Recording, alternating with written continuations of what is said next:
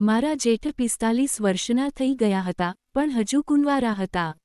મને અને મારા પતિને સાથે જોઈને તેઓ હંમેશા તડપતા રહેતા. જ્યારે પણ મારો પતિ બહાર જતો, ત્યારે મોકો જોઈને ભાઈસાબ મને તેમના રૂમમાં બોલાવી લેતા અથવા મોડી રાત્રે મારા રૂમમાં આવતા. એકવાર ભાઈસાબ ઓફિસેથી મોડી રાત્રે આવ્યા અને ધાબળો ઓઢીને સૂઈ ગયા. હું તેમની સેવા કરવા ગઈ ત્યારે તેમણે મને પાસે બોલાવી. જ્યારે તેમણે ધાબળો હટાવ્યો, ત્યારે હું દૃશ્ય જોઈને હેરાન રહી ગઈ કારણ કે તેઓ પહેલેથી જ પૂરી તૈયારી કરીને સૂતા હતા. મારી નજર ત્યાં જ ઠરી ગઈ. મિત્રો, મારું નામ પૂજા છે. મારા લગ્નને 1 મહિનો થયો હતો. મારો પતિ વિકાસ દરેક વાતમાં તેના મોટા ભાઈ આકાશની પરવાનગી લેતો. આકાશે લગ્ન નહોતા કર્યા. જ્યારે મેં વિકાસને પૂછ્યું, ત્યારે તેણે કહ્યું કે ભાઈને લગ્નમાં રસ નથી એટલે મમ્મીએ મારા લગ્ન કરાવી દીધા.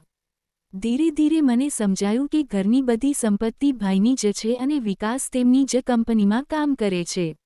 મારી સાસુ કહેતી કે તમને સાથે જોઈને આકાશનું મન પણ લગ્ન કરવા માટે બદલાશે. મેં પણ તેમને સમજાવવાની કોશિશ કરી પણ તેઓ માનતા નહીં. એકવાર ભાઈસાબને તાવ આવ્યો જે મેલેરિયામાં બદલાઈ ગયો. 10 દિવસ હોસ્પિટલમાં રહ્યા પછી તેઓ ઘરે આવ્યા. હું તેમની ખૂબ સેવા કરતી. એક દિવસ મેં સાસુને કહ્યું કે મારે બધા માટે અલગ અલગ રસોઈ બનાવવી પડે છે, તો તમે ભાઈની સંભાળ રાખો. પણ સાસુએ મને જ સંભળાવી દીધું કે આજની છોકરીઓ જલ્દી થાકી જાય છે અને તેઓ પોતે થોડા દિવસ માટે તેમની બહેનના ઘરે જતા રહ્યા. વિકાસ ઓફિસના કામ માટે બહાર ગામ ગયો હતો. એક દિવસ હું નહાઈને બહાર આવી ત્યારે ભાઈસાબે મને બોલાવી. દોડતી વખતે મારા વાળમાંથી ટુવાલ પડી ગયો. તેઓ કહેતા હતા કે તેમને ભૂખ લાગી છે. જ્યારે હું દવા લેવા નીચે નમી, ત્યારે મને મારી પીઠ પર તેમનો હાથ અનુભવાયો. તેમણે કહ્યું કે તારા ભીના વાળનું પાણી તારી પીઠ પર હતું, તું ભીના વાળમાં ખૂબ સુંદર લાગે છે.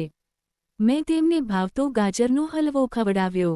રાત્રે જમતી વખતે તેમણે મારી આંગળી પર બટકું ભર્યું. મને લાગ્યું કે તેઓ જાણબૂજીને આવું કરી રહ્યા છે. તેમણે કહ્યું કે મારે તારા જેવી પત્ની જોઈએ છે. ના, મારે તું જ જોઈએ છે. થોડા દિવસો પછી વિકાસ પાછો આવ્યો. તેણે મને કહ્યું કે ભાઈ પાસે 10 લાખ રૂપિયા માંગ, મારે ગાડી લેવી છે. તે રાત્રે જ્યારે હું દૂધ લઈને ગઈ, ત્યારે ભાઈએ મારો હાથ પકડી લીધો અને કહ્યું કે વિકાસ સાથે તને જોઈને મને ઈર્ષ્યા થાય છે. તેમણે મારા વાળમાં હાથ ફેરવ્યો અને અમે નજીક આવવા લાગ્યા, પણ અચાનક તેઓ દૂર થઈ ગયા અને મને જવા કહ્યું. આ પછી મેં નક્કી કર્યું કે હું સત્ય જાણીને જ રહીશ. એક રાત્રે જ્યારે વિકાસ ઊંઘતો હતો, ત્યારે હું ભાઈના રૂમમાં ગઈ. મેં લાઇટ ચાલુ કરી તો પાછળ વિકાસ ઊભો હતો. તેની સાથે એક ડોક્ટર પણ હતા. વિકાસ ગુસ્સામાં હતો કે હું ભાઈને ઇન્જેક્શન કેમ આપું છું. ત્યારે મેં સત્ય જણાવ્યું કે હું આ ડોક્ટરને ભાઈની તપાસ કરવા લાવી છું. મને લાગતું હતું કે ભાઈમાં કંઈક ખામી છે એટલે તેઓ લગ્ન નથી કરતા અને વારંવાર મારી નજીક આવીને દૂર થઈ જાય છે. ત્યારે ભાઈ રડવા લાગ્યા અને સત્ય જણાવ્યું. તેમણે કહ્યું, મારામાં કોઈ ખામી નથી. હું 25 વર્ષની ઉંમરે સંજના નામની છોકરીને પ્રેમ કરતો હતો. તેને બ્રેઇન ટ્યુમર હતું અને પૈસાના અભાવે તે મરી ગઈ. ત્યારથી મેં ફક્ત પૈસા કમાવવાનું નક્કી કર્યું અને લગ્નનો વિચાર છોડી દીધો. તારામાં મને ક્યારેક સંજના દેખાતી હતી એટલે હું તારી નજીક આવતો હતો. વિકાસને પોતાની ભૂલ સમજાઈ કે તેણે અમારા પર શક કર્યો હતો.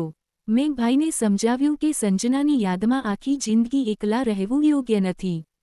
આખરે તેઓ લગ્ન માટે માની ગયા. 1 મહિના પછી તેમણે એક છોકરી પસંદ કરી અને લગ્ન કર્યા.